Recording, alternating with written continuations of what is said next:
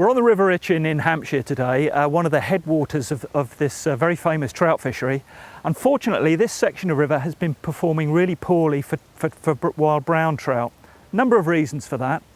The river is also very important because it supports one of the very last populations of white-clawed crayfish in the south, and we're desperately keen to extend their range. Now, one of the reasons it's performing poorly is because we're very near the source of the river. It lacks a lot of energy. It doesn't really have any flow power or gradient. So there's a chronic lack of deeper pool habitat, and the river's got wider through intensive poaching by cattle. It's also been modified, and what we're going to do is pinch the channel using some of these hazel faggot bundles. We're going to reduce the height of the riverbed here, push some backfill material behind, and crucially create some pool habitat as well. Then we'll energise the flow, we'll get more weed, more habitat for adult fish, and hopefully some improved gravel quality as well. We're on a section of river just a little bit downstream from the bit we're working on today, and this piece of river we enhanced exactly a year ago. The channel just 1 year ago was more or less the same as the top section, very, very wide, very shallow, lacking in any features. And several things have happened. One of the important factors here has been the fence which has gone up, which is a temporary fence which has allowed this wonderful lush vegetation to become established. But also the woody debris has been put in to create some pool habitat. And our partners who've funded the project work here, the Environment Agency and the Hampshire Wildlife Trust, have been in here and surveyed this section, and in 1 year the trout biomass through this reach is double what it was before we actually carried out the work. And it's not too difficult to see why.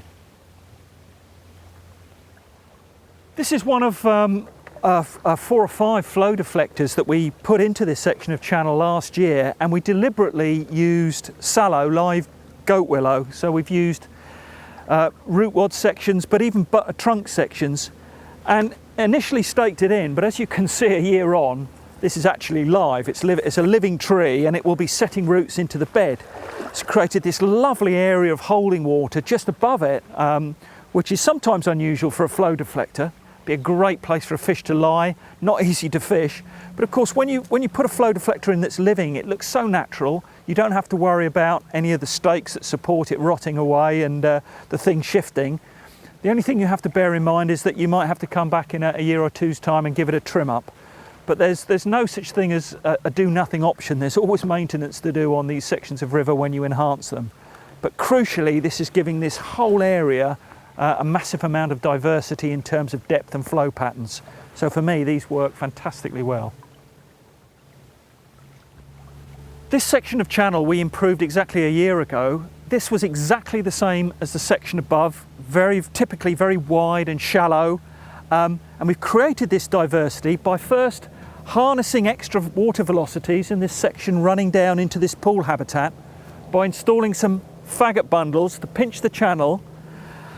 We've then put in the flow deflector here to make sure that this pool can be swept clean. Now, the river here hasn't got enough energy to dig the pool. We had to do that by mimicking really high flows with a pump. Or you can also do it with a bucket of the machine, which is what we're going to do later today. And then all of that material is then used to shape a valuable tail to the pool, where hopefully we'll get a little bit of spawning habitat at the bottom end.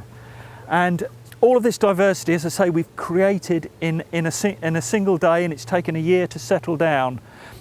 Very important to recognise that we don't want all of the channel to be deep pool habitat. We need to keep some of those wide, shallow areas for juveniles. And getting at all that diversity, we're hoping we're going to build the trout population and also provide much better habitat for white-clawed crayfish as well.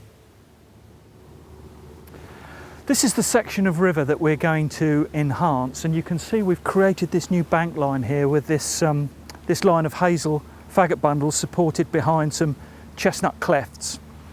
This will squeeze the channel here. We'll get this extra velocity through here, right next to our imported willow, which has got this lovely big root wad, which we're going to use on the outside. We've won some bank materials from a scrape in the floodplain, which will create a nice habitat in its own right. These meadows actually here are very important for wading birds, so getting some low wet areas is even better. It's sticky enough that we'll be able to plug it in here and restrict the flow coming down the inside here, because it's very important, obviously, that this doesn't wash away once we've finished. We want this area here to be the river channel. And then what we'll do, we'll use the machine bucket to excavate some pool habitat in this location here. So we've got about 8 inches of water at the moment, and this will hopefully be round about just over knee deep here. A nice little pool here underneath this this lovely ash tree. Great place for fish to lie up. And then we've got all that juvenile habitat down the bottom end. So I think this will work really well. When we're installing these faggots, we overlap them by driving one bundle in against the other. Right, Paul, if you shove that in there as hard as you can, that's quite good. Give it a wiggle. Keep wiggling, put a bit of pressure on the rear end. That's it, drive them together. And then we get a nice little lap there, and we overlap the areas that we join with the chestnut stake either side and a little turn of wire over it. If the bed is hard, use a steel spike to create a start for the post to avoid it splitting.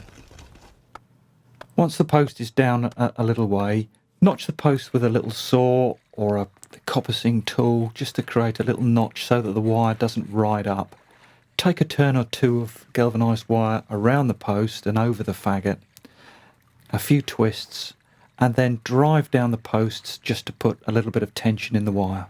Once you've got the post driven down and the faggot bundle secured, you can just trim off the top of the posts at a little angle to stop them rotting away and keep them nice and low to avoid too much debris picking up on them.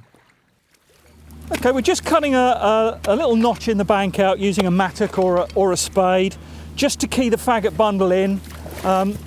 This is particularly important where you start the line of faggots at the upstream end. So if we were going that way, you'd key your faggot bundle into the notch like so. And the reason for that is just to stop the water whipping around the outside and eroding the bank. This bank is full of gravel, it's pretty well tied together, but we'll just notch a little bit of that out with the mattock, and then we'll take the faggot bundle round. We've got a willow here, root system and all. Actually, you don't actually even need the root system. You could just cut that with a saw and drive that into the bed and it would grow. But obviously it's got a lovely head start with a root system there. We're just going to lay it into here like this. So we've got a little instant tree, fantastic perch for a kingfisher. We're going to peel back the turf there, backfill him in behind the faggot, and this tree will be away.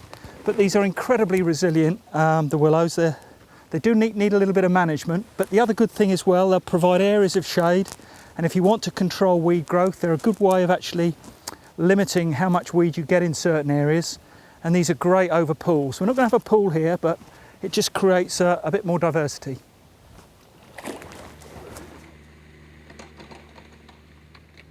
Once we've done that, we're going to excavate some bed material. I want you to put some up against this face, just above the tree, just on the inside of the faggot. Okay, so it just squishes the flow this way, and then we're going to dig a little bit of a pool here where it's going to eddy off the edge. And that material, it's going to be a bit tricky, but if you just scatter it at the tail end, I've got a spade, I'll rake it out with a spade afterwards.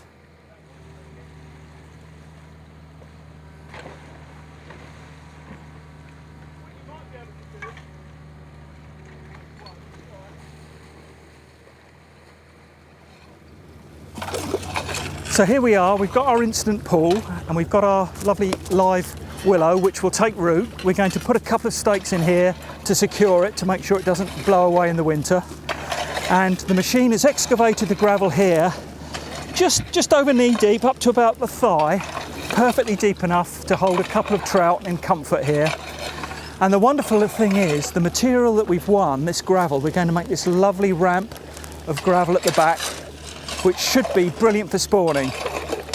One thing we're going to have to do, obviously, is to make sure that the backfill that we put in doesn't get washed out, and we'll put some large flints up against the inside of the faggot bundles, which will create some fantastic crayfish habitat and just stop the faggots from undercutting.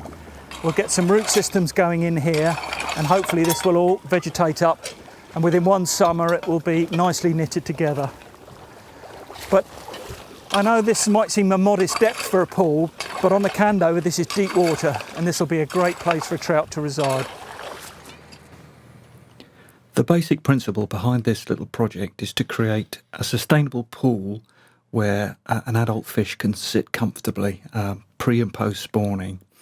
What we've done here is put this sinuous line of faggot bundles down the channel to pinch the width of the channel and harness extra flow velocities, which can be then picked up by the flow deflector.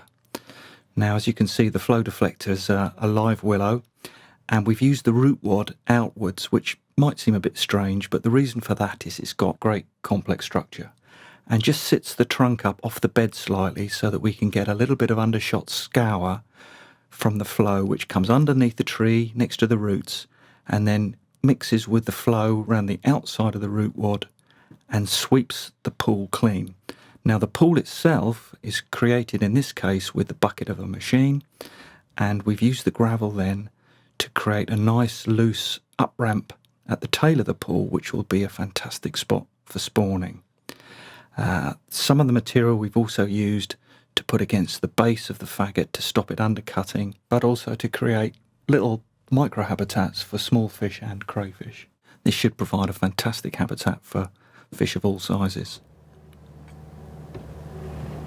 We're coming near to the end of the day, and we've created the pool habitat up at the top there, and just finishing off the end of the little bit of backfilling here, lowering the bank just so that we can squish the margins in, create a better environment for plants. So it's been a really good day, and we've drastically changed the shape of this section of channel and hopefully made it a good spot for adult trout to lie up in pre-spawning.